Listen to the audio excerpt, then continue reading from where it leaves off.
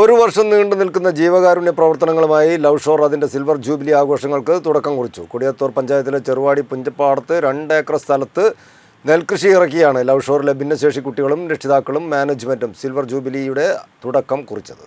ഒരു വർഷം നീണ്ടു നിൽക്കുന്ന ജീവകാരുണ്യ പ്രവർത്തനങ്ങളുമായാണ് ലവ് ഷോർ അതിൻ്റെ സിൽവർ ജൂബിലി ആഘോഷങ്ങൾക്ക് തുടക്കം കുറിക്കുന്നത്.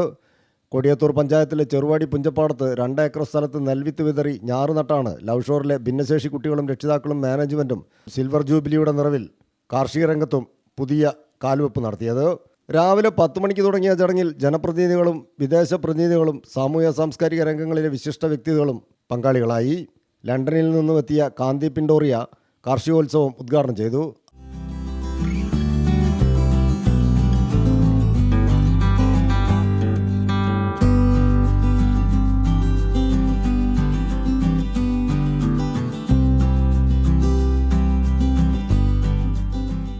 അമേരിക്കയിൽ നിന്നെത്തിയ സഞ്ജയ് പട്ടേൽ, ഗുജറാത്തിൽ നിന്നുമെത്തിയ ദേവേന്ദ്ര പട്ടേൽ, ജയ്പാൽ സിംഗ് ജഡേജ, ആസിം വെളിമണ്ണ എന്നിവർ മുഖ്യാതിഥികളായി.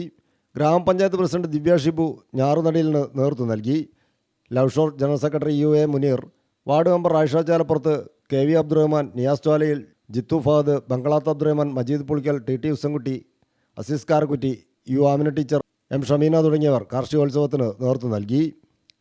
News bureau, Mukkam.